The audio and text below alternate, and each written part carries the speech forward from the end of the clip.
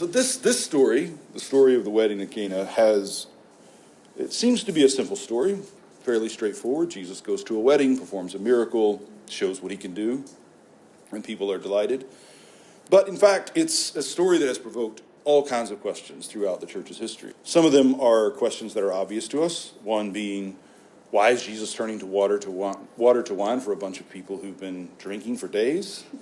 And why so much? I mean, it's not a cup of wine for the bride and groom, but jars full of gallons and gallons and gallons of the best wine. And some people in the church's tradition worry more about that than others. The people that I grew up with worried about that deeply. They spent much of their exegetical and hermeneutical energy on determining how this was grape juice, and not, in fact, intoxicating wine. But there are other questions. Whose wedding is it? Is it one of Jesus' brothers, one of his cousins? Is it John the Baptist? Is it John the Beloved? And all these various proposals and counter-proposals. We don't know. The text doesn't say exactly. And why does Jesus talk to his mom like that is another question that especially the church fathers struggle with. But I want to first give a sense of the scope of the story that John seems to be telling, the way that he tells it. He tells us this is the first of Jesus' signs. But why this sign? And what actually is the sign? We might be tempted to think the sign is the turning of water to wine, but that's not quite what the text says. The sign seems to be the whole event. The way he listens to Mary and doesn't, the way that he involves the servants, and most importantly, what is and isn't known by whom as the story plays out. So it's not as simple as the miracle of turning water to wine. It's how Jesus does it and who he involves in the doing of it that is the sign.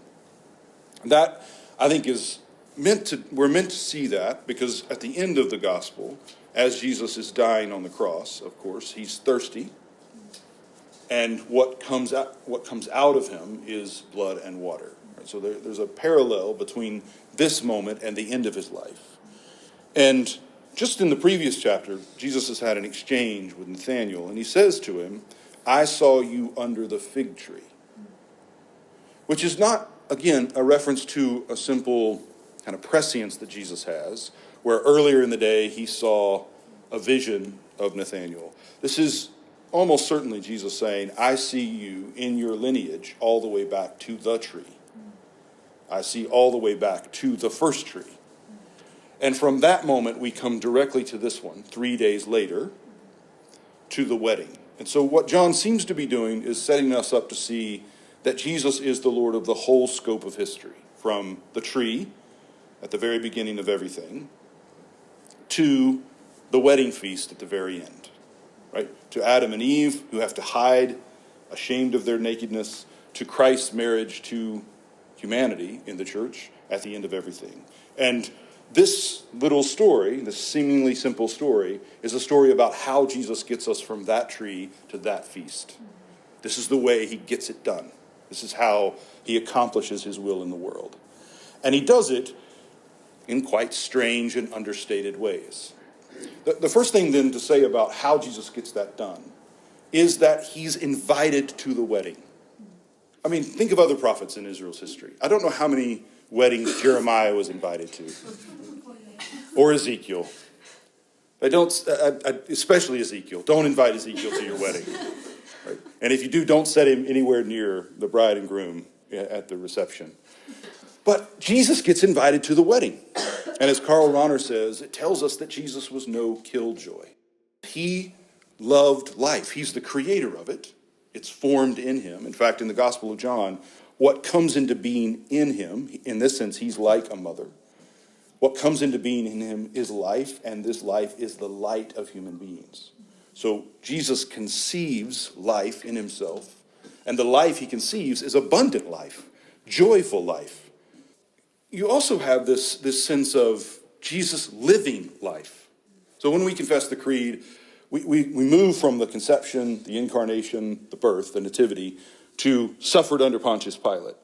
And if you don't hear that rightly, it can sound like, Jesus was born to die. So basically from the moment of the nativity until Good Friday, He's just biding his time. But of course, that isn't true. Jesus loved life. He conceived it, and then he lived it. And he lived life to the full. There's this wonderful exchange between David Bentley Hart and Paul Griffiths, who are two theologians. And Paul Griffiths had written a piece about work. And David Bentley Hart writes a kind of public letter, an open letter to him in response, saying, that's not the Jesus of the Gospels. And he says, Jesus' motto is not labor, but joy. And Hart points out the fact that wine shows up wherever Jesus is. And Karl Rahner observes this too. It's not by accident that Jesus gets accused of being drunk. They say of John the Baptist that he is wildly ascetic, right? But of Jesus, he is a wine bibber, as the King James so wonderfully says, right? And a friend of sinners. And I think it's important that we see Jesus as not a killjoy. He loves life, and he lives the kind of life that brings rest and joy to poor people who are constantly under the pressure of work. Hart points this out too. At the end of his time with his disciples on the day before he dies, he says to them, I will not eat this meal or drink this cup with you again until I share it with you in the kingdom. Right? So tonight, when I'm done, sooner than later, I'm sure, we'll come to the table and we will share a cup of wine. Jesus established that because he loves life and he means for life to be full of joy. Ordinary, simple joys. And anytime our following of Jesus, what we call our Christianity, starts to become killjoy, we've lost his spirit. We've lost touch with the way of life he actually calls us to live. There's also a way in which he comes to the wedding and takes the lowest place. He tells his disciples this explicitly. If you are invited, go to a wedding, but take the lowest place. So he comes to enjoy. He's been there for days at this point. Of course, he is going to turn the water into the best wine at the end. But he isn't taking the lead. And again, if you think about the scope of how does God get us from the fig tree to the feast, this is one of the maddening, wonderful things about the way he's with us. He rarely takes the lead. He rarely steps into any moment and dominates it. He rarely steps in his glory, as the text says. Mostly what happens hiddenly, secretly, quietly, invisibly. This is the way he works. And in this case, he might not have worked at all if it wasn't for Mary. So she comes to him and says, they're out of wine. And I adore this exchange between them. In part because I think we could perform it in any number of ways. I mean, if we were directors doing a stage play or a film, there's just no end to how you might play the way this is going between them. But all we have in the text are these lines. They are out of wine. Woman, what is that to me and you? It is not my hour, or my hour has not come. I mostly hear it as playful. There's no particular text in the Gospels where Jesus is said to laugh, but I hear laughter in almost everything Jesus says, and I can hear it here too. Woman, it's not my hour, right? But we don't know exactly what the mood is or the mode of their exchange. But we do know that Mary has noticed. The Gospel does not tell us why she notices or why she cares. Is this because it's a family member and she feels some responsibility for it, perhaps? Is it simply that she sees a need and she's moved by it? And how does she know to go to Jesus about it? Like, what has happened before this moment out of view that makes her know, I need to tell him about this? Something. Clearly, she knows something has happened. She's been treasuring this in her heart for 30 years. So she knows something. That's why she goes to him. And he seems to say no to her. In fact, he seems to rebuke her. And I want to finish by reflecting on that point. Notice what she does in response. She doesn't say anything back to him, at least that's recorded. Maybe it was so harsh, John refused. I mean, the gospel said we better not write that down. But regardless, she turned around and she turned to the servants. And this is, I think, our clue of how well she knew him. She knew he could and would do something about the wine. and she knew who he would involve himself with to do it.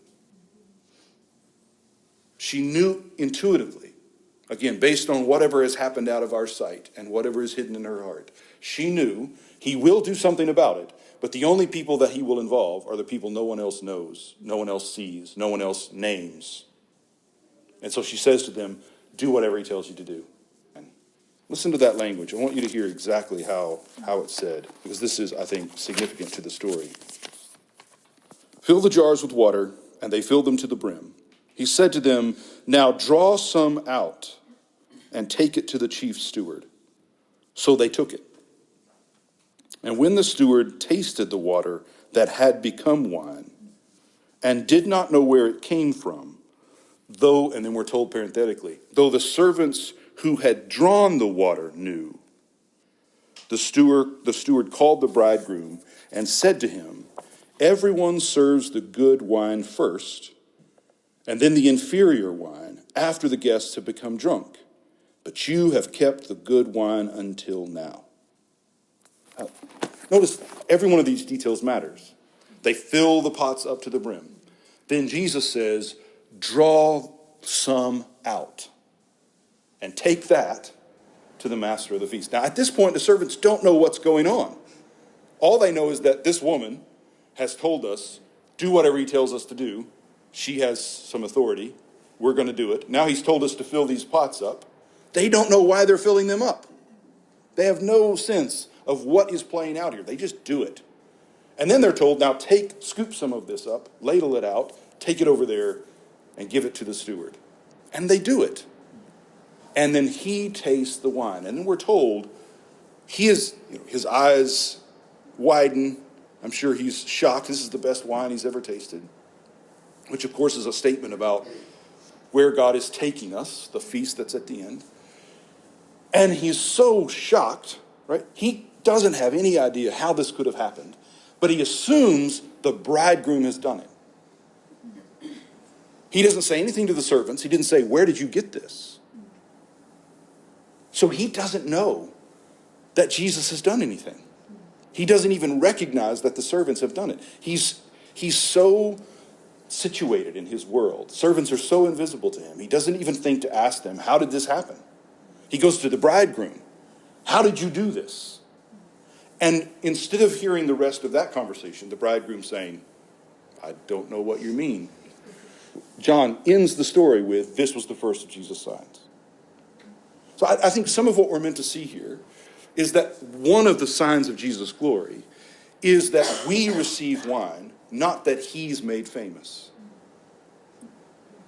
That the paradox here is that his glory is revealed not by his name becoming known, not by people standing up at the feast and saying, look at the miracle Jesus has done, what a magician he is, but that they have wine and that they have the best wine. That's his glory. And that he did that by involving this woman, this poor woman Mary, who all of her life, all of her adult life, has lived under suspicion. And these servants we still don't know the name of. This is his glory, to bring wine to us by cooperating with people we don't see. That's his glory. That's how he works in the world. And the truth is, if we think again about the end of all things, when we're at the feast and we see what he has made, he will have made that with people we don't know. We don't know their names. We don't know their stories. We don't even recognize that if they had not drawn it out, we would never have tasted it. And all we know is the taste, not the drawing out. He gets his will done in the world collaborating with nobodies. He does what he does in secret, but he brings the best wine so that our lives are filled with joy. But how do we become Mary and the servants that cooperate with him? How do we know him well enough to know how to pray for his intervention in the world? I am humbled to think about how well Mary must have known him to know what to say and no more. She doesn't beg. She just draws it to his attention. She draws it to his attention. They have no wine. And in many ways, I think that's That's the essence of prayer, intercessory prayer at least. It's just drawing attention. Not that he doesn't already know, but that drawing is essential to what's going to come from it. God means for us to intercede for one another. We don't have to beg. We don't have to cajole. We don't have to bargain with God. But it is important that we draw attention to what we see missing in the world. Which means, of course, we have to see it. We have to notice when the wine is running out. Which tells you that Mary is having a good time, but she's not so intoxicated that she's lost to what's happening around her. And this is some of what it means to be a faithful person. How do we enjoy life, live with the joy we're meant to live with, but not become so intoxicated with life and with our sorrows or our joys that we don't notice what's happening to people around us? How do we live in touch with what's happening to people around us without trying to handle every problem ourselves? Notice Mary does not go to anyone but Jesus with this. She doesn't rage at anyone for letting the wine run out. She doesn't dress down the bridegroom for having failed. She doesn't speak harshly to the servants for not having a plan B. She just goes to Jesus.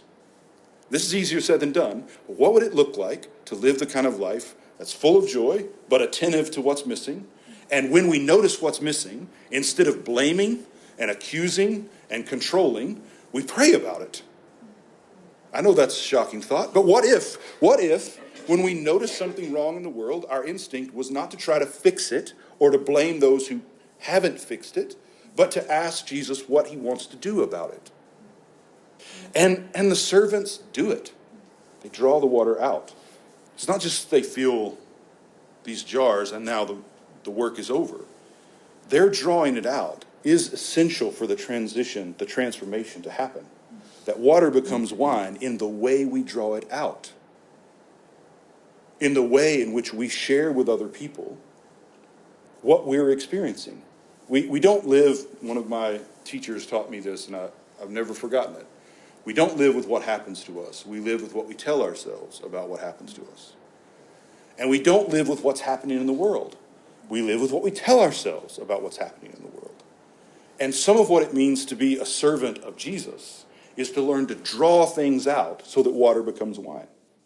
And I don't mean blowing smoke, and I don't mean, not that there's anything wrong with blowing smoke, I mean this is this whole story about drinking wine. I mean that in the sense of we're not telling people what they want to hear. I don't mean drawing it out in the sense of fictionalizing or glossing over, but finding wise ways of speaking that show people there is a good happening here you haven't seen yet. There is life here in the darkness. There is a work of God happening. That in this way we are like midwives. We're coming along and saying, no, the baby is kicking. We're drawing things out. So just like Mary draws the need to Jesus' attention, the servants draw the water in a way that makes it wine. What does that mean with the way that we read Scripture? If someone comes to us with a hard question about how God is or isn't working in their life, how do we draw their question out so that it becomes wine? How do we help them see that, no, if you take it this way, there's good here. And again, without fictionalizing, without doing anything that's untrue, helping them see the miracle of what God is doing in a hidden way. His glory is bringing joy to us without anyone knowing how he's done it. So I end with this. The fathers, as I mentioned to you, are really shocked by this exchange between Jesus and his mother. Some of them think that it's because she's done something wrong. Origen actually makes the connection to the sword that's going to pierce her soul. And he says that sword is the sword of doubt. And the sword of doubt pierces her many times in her life in which she's not quite sure what is going to happen because she's not quite sure if Jesus is who she thinks he is. So that she lives all of her life with this kind of anguish of, I believe I know who my son is, but I'm not exactly sure. Perhaps. And he, therefore, reads in this passage her wavering, testing Jesus. So he understands this as Mary wanting to know, are you the one my heart tells me you are or not? Maybe if you turn water to wine, I'll know. Maybe. Basil and Hilary and a few other fathers see this as judgment. Chrysostom has the harshest take. And his take is that she wants to be seen. It is an interesting thought that perhaps this is Mary overreaching. In fact, Hilary and John, Basil and others will say, if she had to be rebuked by the Lord, get ready. It's coming for you too. And I don't know. I think it could be. It could be that she overreached. It could be that she was doubting. It could be that she was meddling in what was not hers to do. And it could be that she saw a need and she did exactly what needed to be done, exactly the way it needed to be done. But here's the truth. No matter how well-intentioned and how faithful you are, there will be people who question you. Here we're talking about the Blessed Virgin Mary talking to Jesus about this wedding feast that has run out of wine. And you have bishops and theologians wondering whether or not she sinned in doing it. Now, if that happened to her, it's going to happen to you and me. And you need to let that set in. No matter what you do, no matter how good it is, no matter how pure-hearted it is, no matter what good it brings about in the world, there will be people who are suspicious of why you do it. There is no way to act so that everyone can see what a wonderful, pure-hearted, faithful person you are. But you shouldn't want it to be that way, because the God that you are joined to, that you are yoked to, that you are marrying, wants to be hidden too. And there is not going to be in this life the kind of seeing of you that you actually deserve. You will not be seen for the way you should be seen until you're standing before the one who sees you as he made you to be. You will all of your life, and I will all of my life, have the pain of never quite being fully seen, never fully understood. And if I expect that other people should see me, and I demand that I am seen, I will create havoc everywhere I go, because that cannot be done. Only God can give that, and that comes at the feast. This is what the passage in the Old Testament tonight was about. Isaiah. He will give a new name. He will see you. And between now and then, we have to be comfortable with there are some people who are just not going to know us, and they're going to question us. And then the servants. We still don't know their names. They didn't matter to anyone else at the feast except for Jesus. They get no credit. Even now. I mean, they filled some jars up with water and they drew it out and gave it to the master of the feast. But Jesus refused to do the work without them. And the glory is, to share in his glory, is to do good without being seen for it. There is nothing more glorious to him than for us to do good and get no credit for it. Because that's precisely what he's doing. In Ephesians, the household codes, Paul is speaking to various people in the community, first to wives, then to husbands, then to fathers, then to children, then to fathers, then to slaves, then to masters. What's missing? Mothers. He doesn't call mothers out. Wives, yes. Children, yes. Fathers, yes, but not mothers. And the reason is, and there's no time to get into this now, that mothering is the vision of the life Paul is calling the Ephesians to live. Because what a mother is doing is giving life to someone other than she is, giving her life to someone other than she is, so that it comes to have its own life apart from her. And this is what it is to be a faithful collaborator with Jesus. To serve other people with our own life so that they can get by without us. To nurture them so well, to be so tender and giving that at some point they can walk away from us. Any other way of giving becomes possessive. And the love of the Father is this love. It gives us life and then gives us that life to live. If we love like that, we will find that joy.